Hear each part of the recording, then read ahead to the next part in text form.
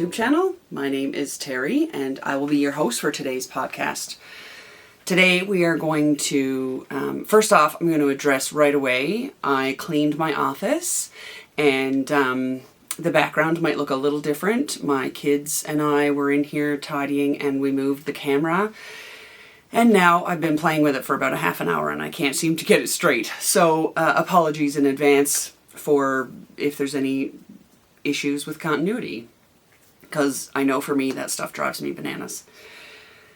Right off the hop, thank you so much for joining me. Thank you so much if you're a new viewer for giving me a shot. And if you are a returning viewer, thank you so much for coming back. Really enjoy doing these. If you are new here, you'll hear me say, if you are new here, a lot. I noticed that recently. I really enjoy doing these and really only do them for fun because I like to talk about knitting and I don't have as many knitting friends as I would like to discuss these things with, and my family are sick of hearing about it, so I sit in front of a camera and I talk to you. I really enjoy the community that this has brought to me and that has helped me feel part of a community throughout the last few years of me doing this. So thank you and welcome, and today is going to be a great day. We are going to discuss, so first of all, I found my notebook where I keep all my show notes. So I usually keep my show notes down here. You'll see me glance down there every once in a while. And I am pretty much prepared for today, so we'll see how well it goes. I have some really great news to share at the end. If you have been around a little while, you've been following along on my journey. I've got some really awesome news that I'd like to share. And yeah, we're just going to dive right in. So I am from Newfoundland originally. I, funny enough, have lived in Alberta longer than I lived in Newfoundland. But as I've said before, if you are from Newfoundland or if you've known anybody from Newfoundland, there's a bit of a joke. How do you know there's a Newfoundlander in heaven? He's the one that wants to go home. So home is still Newfoundland for me, so I use a little bit of Newfoundland language. If you're not familiar with it, you can probably Google it, although I'm not sure it'll help you any. It might. I know Newfoundland Tourism does a wonderful job on updating things like Newfoundland language. They had a YouTube channel a while back, and they had a thing called the Newfoundland Dictionary, I think it was, and they had people talking about some Newfoundland terminology, which was kind of fun. But yeah, it's your typical segments where we talk about what I've been, knitting on, what I finished, all that sort of thing. But it's got some Newfoundland language, and it's kind of fun. The other thing you can do is also in previous episodes, I've gone back. If you want to go back, I've talked about what those things mean, so you can go ahead and pop on some old episodes, and I'll describe what those words mean in those previous episodes. All right, without further ado, I need to uncover my notes. I wrote them all out and then I covered them up with knitting. So today, the first segment we usually talk about is where I talk about what I'm wearing. Again, you're new here, you don't know, I'm going through menopause. I'm never wearing knitwear these days, it seems. I'm always hot, so today is no exception. I'm wearing a tank top. It's sort of early March, and in Alberta, central Alberta, that means winter still. We're getting some snow today, but I'm in a tank top because I'm always hot. I don't even have socks on. Again, I took my slippers off because my feet were too hot. So I won't be wearing any knitwear today. But like I said in my previous episode, I'm going to make up for that with works in progress. So the next segment we're going to dive right into is What Are You At? What Are You At? I have 4 items that I want to talk about. The first one I mentioned, so I will actually do a bit of a shameless plug here. I am working with a friend of mine on another podcast called Two Sticks and String. I'll leave all the links of everything that I talk about in this week's episode in the description box below, so please go ahead and take a look down there. Two Sticks and String is the brainchild of a friend of mine. You've heard me talk about her before. Her name is Lori. She owns the Yarn Merchant, which is my local yarn shop in Didsbury, Alberta, which if you look on a map is, fairly central Alberta. The Two Sticks and String idea came up because we wanted to talk a little bit about how would I describe it in an elevator pitch? Sort of coming back to Mother Earth, the naturalness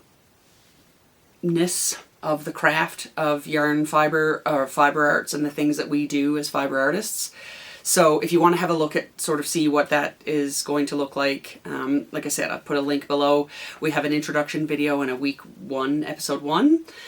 We plan to do it every week, although now that we've committed to that, I'm not sure that I'll be able to manage the time period. But anyway, we'll do our best nonetheless. So yeah, have a look at that if you're interested and you want to see the other episodes of that. It's similar to what we're going to talk about here, but obviously there's a little bit of banter because there's 2 co-hosts, and yeah, we talk a little bit about some things. You'll see some things that are a little bit similar to this episode or this podcast, because I will obviously share things that I'm working on and whatnot in there. So if you have watched that previous 2 Sticks and String episode, you will have seen this conversation piece. So this is a project that has been on the needles. I know it's been years. I just don't know how many years. I started this, I can't even tell you. It was before I was in menopause. So, because it is a pullover sweater in worsted weight. And now knowing how hot I am all the time, I know I won't be wearing this sweater very much, if at all. So in 2 Sticks and String, spoiler alert, we talk a little bit about what I will do with this sweater. So I won't ruin the surprise if you want to go over there and have a look. But I have been, I don't want to say solely working on this, because I have done a little bit of other things, but I do want to get this off the needles. Whether it's going to be for me or whether it's going to be for somebody else, I quite honestly don't care. I just kind of want to get it out of a project bag, and I want somebody to start loving it. And now that we're going into summer, there's absolutely no chance that I will be wearing this anytime soon. I might wear it in the winter outside without a jacket, maybe, but we'll see. Anyway, also, I probably was a fair bit lighter when I was making this, because it looks like it's my old size and not the current size that I am.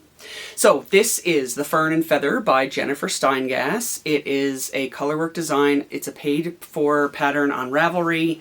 Jennifer Steingass is probably my favorite colorwork artist. It's what I would consider it's basic color work. There's 2 strands. Or at least I think that's the only ones I've ever looked at anyway, because I'm terrified of any more than that. I'm still working on my tension, as you can see here. I'll just hold it up to the camera a bit. It's a bit wobbly. I don't know if you can see that very well. You can sort of see it like it's puckering here. I don't know if it's too tight or wobbly that it'll block out. I'm not 100% sure. It does seem to have some more give than my previous colorwork attempts. I did all the things. I went up a needle size. I even think I knit this part inside out, but I definitely went up a size, and then went back down to whatever I was using to get gauge before. Anyway, I am really excited about this sweater. I absolutely love it. I don't even care if anyone ever wears it. I've sort of gone off on a tangent, haven't I? Anyway, Jennifer Steingass, Fern and Feather. I'm really, really loving it, but I want it off the needles. So I didn't tell you what bag that was in. This is in a Shannon bag. I won't say what it says, but there's a very subtle message in the rainbow pinstripes. Don't know if that will.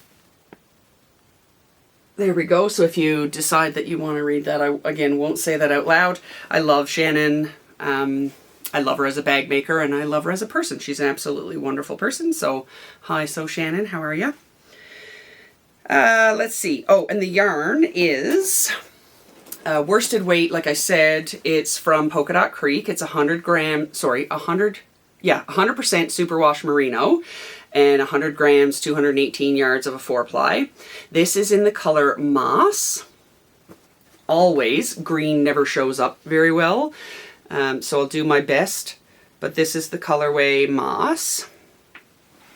It's For whatever reason, it always seems to look better back here. So I'll give that a shot. Now it's gone all fuzzy. There we are. This is me. And then the other one is just natural. That's the contrast color. So I'm working away on it. I cast off the body last night. And yeah, so again, I'm hoping this blocks out. I did a, what was the stretchy bind off? I can't remember what it's called, but basically you purl, like, I'm gonna try to butcher this. Let's see. So if it's a knit one, purl one ribbing, you knit the first, purl the second, and then whatever stitch you end up on is what you do to the 2 stitches. So if you knit and then purl, you'll purl those 2 together. And then the next one would obviously be a knit. Then you knit through the back loop of those, and then you continue on down the line. I'm not sure. I've done it 1,000 times, and I know it works really well on my socks, but it's very, very wibbly on the ribbing, as you can see. I know, obviously, I wanted it to be a very stretchy bind off because I wanted to be comfortable. And I like how it looks on the bottom. I am, spoiler alert, probably really unpopular knitting opinion right now. I'm not a fan of the, I think it's the Italian bind off, or it's basically the one where you graft the bind off. Not a fan. I don't think it looks very nice, at least when I do it. So anyway, I do quite like this bind off. I'll see if I can show this one to you as well without it focusing on my face. There we go. So it looks, I like how it looks. I am not a fan of how it's working out right now, but I'm wondering if that will block out. So we'll see. And then now I'm on to the sleeves. So I will basically just pick up for the sleeves probably today and work my way all the way down. And we'll see. We'll see. So keep posted on that. I have tons of yarn left, so I'm not worried about running out or anything. This was something Polka Dot Creek, pretty sure Shelley still does this, where she has a sweater weather sale in the end of summer, beginning of fall, I think, where she does a sale where you can order a sweater's quantity worth of yarn in whatever color you want at a discount. If she doesn't do that, I apologize, but I'm pretty sure she still does. So that is Fern and Feather by Jennifer Steingass in my So Shannon bag out of Polka Dot Creek, worsted, moss, and natural.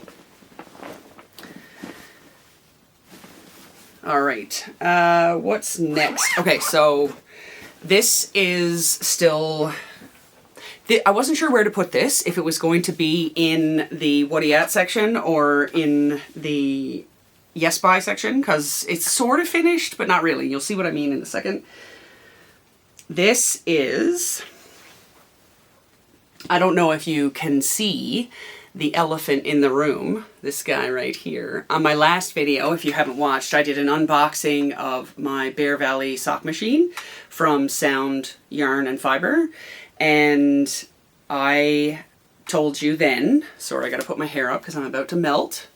I told you then that I was going to be practicing. I was going to try to practice, and I was going to see what I could do with this. And it took a lot of practice. I was literally trying to cast on for 3 days. This is not for the faint of heart, I will tell you. I'm obsessed with it. I'm so excited about it, and I'm loving it. And I would not recommend it for everybody.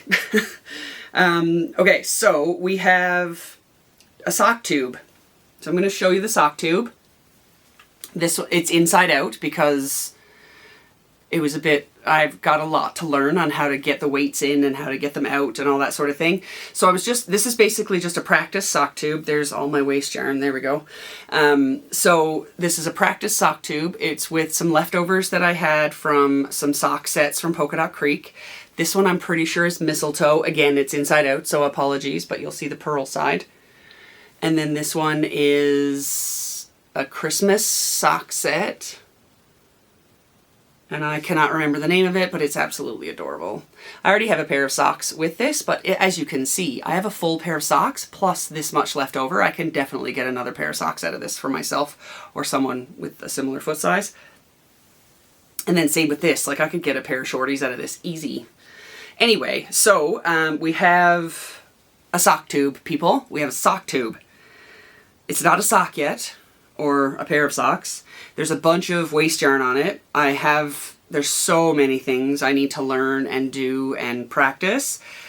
And these might not turn into socks. These might get ripped out and turned into I might recrank them, but we'll see. And then who knows? I don't know, not the rest is history. What is it? The future is, I don't know, to be determined. Anyway, I do want to share this one thing with you. At one point I had dropped, I think it was about 8 stitches, and I panicked and I was like, oh my God, I don't know what to do. This was early on in this first tube. This was the very first tube that I cranked. And again, it's going to be the purl side out, but I don't know if you can see right there. See that right there? And I'll see if I can turn it inside out and if you can see it the other way. Where are you? There it is. So on this side, let's see if it'll focus. There we go. See all of this? That was the mistake where I dropped a bunch of stitches, but I persevered and I picked them all up and I, re-knit them, and I was able to fix it. And I was so proud of myself. My little boy was out in the basement, and that's where my office is in my house, is in the basement.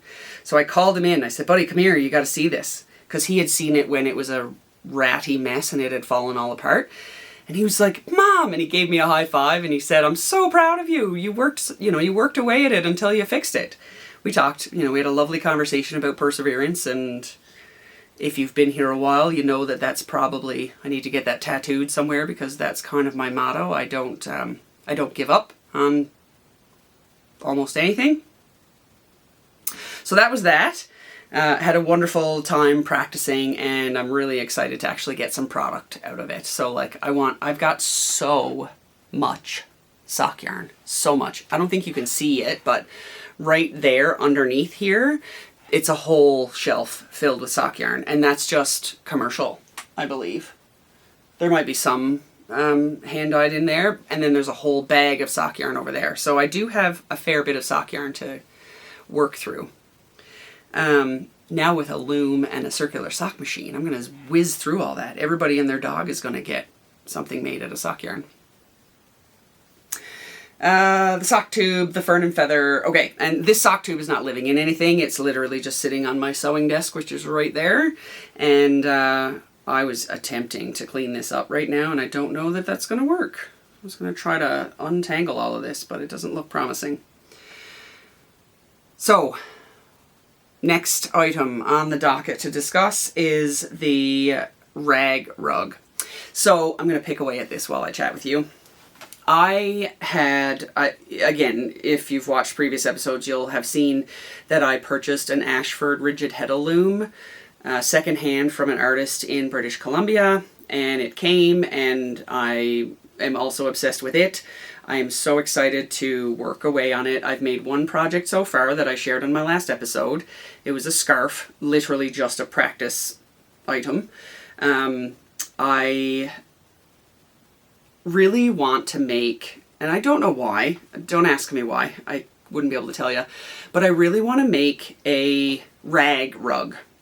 So my best friend had this rug in her kitchen that was basically made out of string and t-shirts, and if I can find a picture of one, I'll put one up here just so that you know what I'm talking about. I have so much fabric and t-shirts and denim and things that I do not want to get rid of, but I also don't want to make quilts out of, and I don't really have anything to do with them, and I really wanted to make these rag rugs. Anyway, so I decided I was going to try one on the loom. So I purchased some, I think I shared this with you in my last episode, I purchased some, what's her name? Aunt Lydia's crochet cotton. And I figured I could try it with that. Doing a little bit more research, I found that maybe that's a little bit too fine of a gauge to be the warp for this rug. So I was at the dollar store yesterday and I found this craft polyester twine. Just give me one sec, I'll show it to you. So it's 100% polypropylene. That's probably not very good for the environment, but guaranteed it's not. I was thinking it was probably going to be better, like it would stand up better in a rug, and it's thicker, so that would be more appropriate for the weft. Sorry, for the warp. And then I would obviously use the t-shirts or the denim or the old sheets or whatever as the weft. So I'll be doing that at some point. So I had considered it a work in progress because I'm not going to show you this, but right there on my floor is a massive king sheet that has a hole in it. So I was taking out, it's a fitted sheet, so I was taking out the elastic yesterday and I'm working away on that. So I'm going to warp up the loom and going to try to make a rag rug out of that old sheet that will live a second life. So I'm really excited about that one. And last but not least in what we're working on is, where is it? What did I do with it? Oh, there it is. Sorry about that. I will sort of quick disclaimer. You have seen me talk about the giraffe head. I haven't talked about that this episode. Excuse me. Because I haven't done anything on it. I do intend to finish it, I'm hoping, before the next podcast. And the Aran cardigan that I'm doing as a sample knit for the Yarn Merchant, I also didn't work on at all in the last 2 weeks, so I won't mention that this week either. Excuse me. This is the Flax Sock. So the Flax Sock is a tin can knits pattern. It normally is a pullover sweater. And there was a user, I believe Grundy Knits, who I will put their username here and then link everything below. Grundy Knits made a modification to the pullover to make it a cardigan. So I followed that person's instructions and was able to make the size 1-2 year. Flax Sock, Grundy Knits, size 1-2 year, and the yarn is Whiskey in a Teacup by Dyeworks. I finished the sweater. It's all finished. The sleeves, everything's done. All I have left to do is sew in the ends and put on some buttons. So I have the buttons, but that is part of the reason why I was cleaning my office, because I need to find them. I know they're in a bag here somewhere, just goodness knows where. So I have to put the buttons on and then sew in all the ends and block it, and then it'll be ready to go. Which is wonderful news because the baby that this is meant for was born, and she's absolutely wonderful, beautiful, and I cannot wait to gift this to her. So that's the Flax Sock, mostly complete, but not really, so still considered a work in progress in my opinion. So I 100% will make this again for other children if they're like, and even in other sizes, and I'll make it in the cardigan format. I mentioned on the 2 Sticks and String podcast that I was a little bit scared to try to do the cardigan, but now that I've done it once, I'm pretty sure I could handle it, and I'm a kinesthetic learner, which means I learn by doing things. I don't really learn well by reading or listening. I have to see and do. And so reading the instructions that the user Grundy Knits had put up, made sense.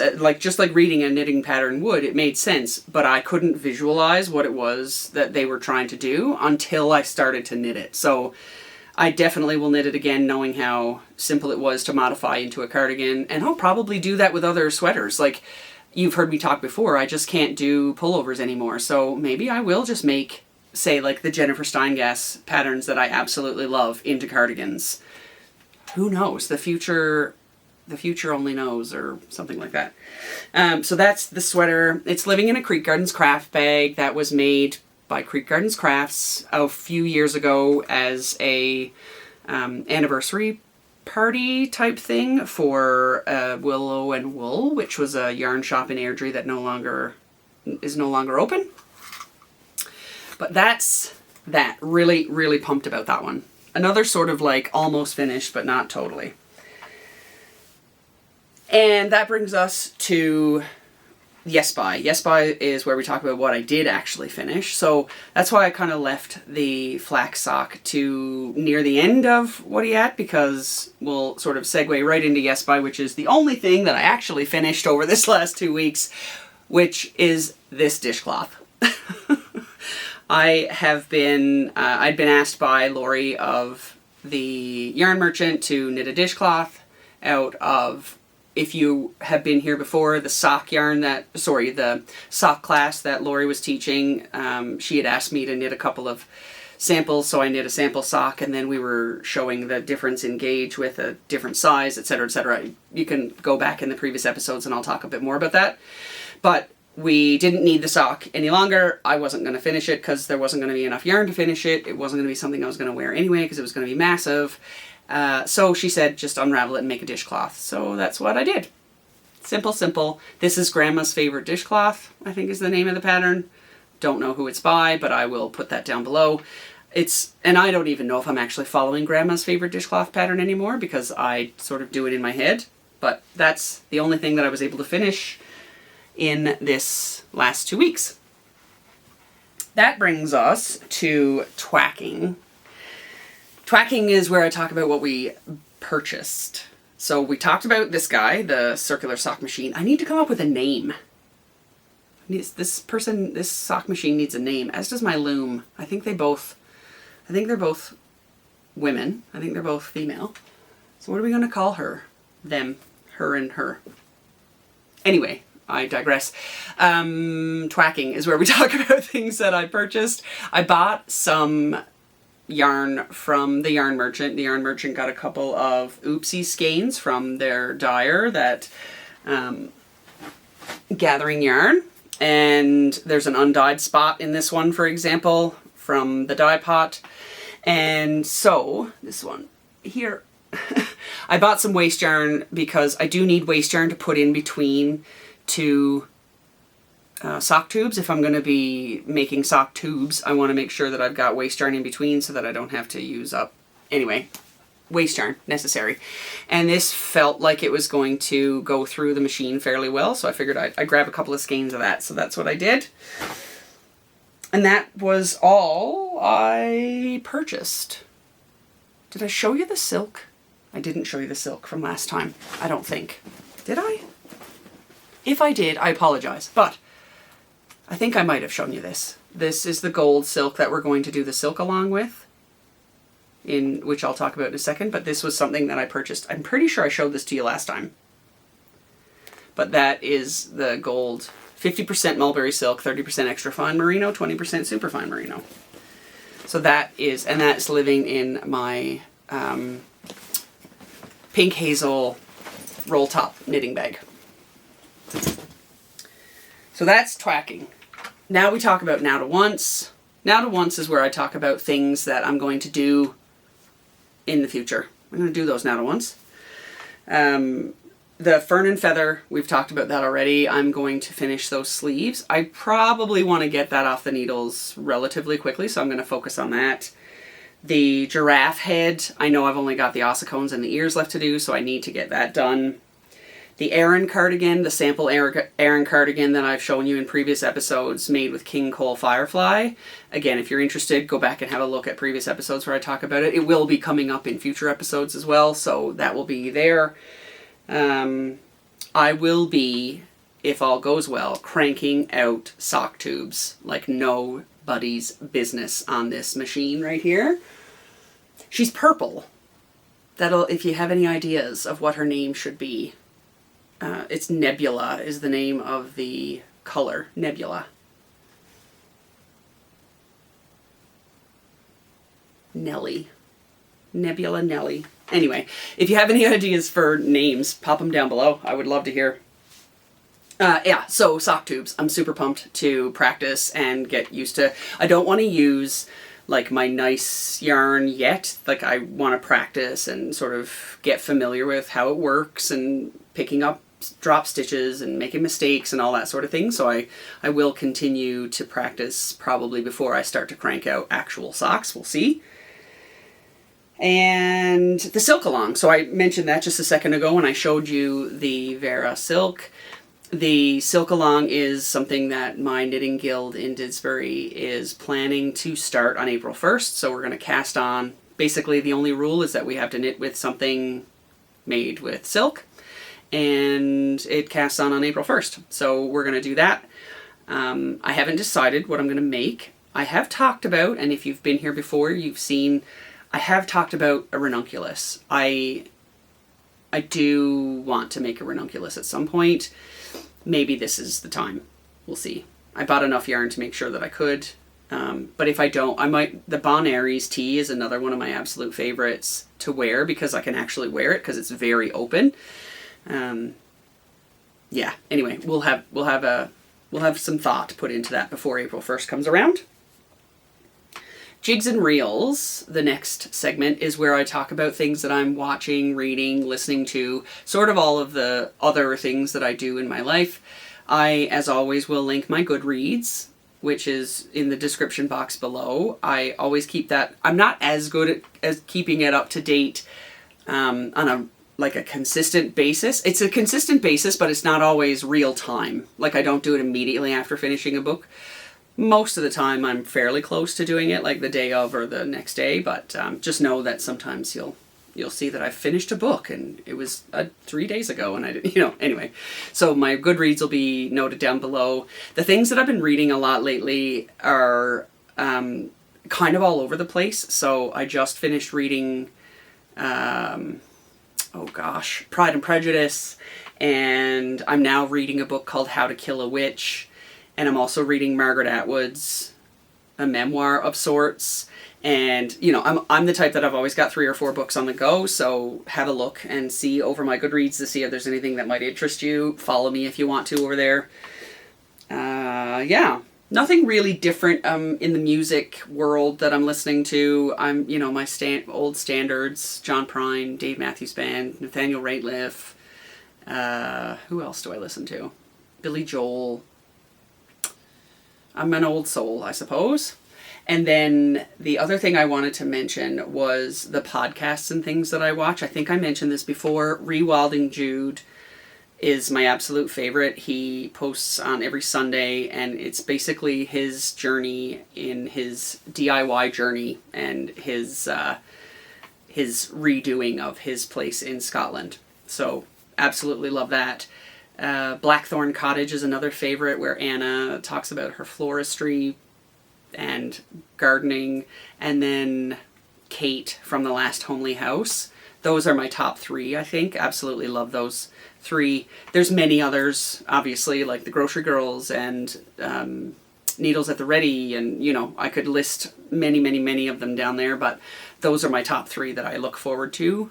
Anna posts every month.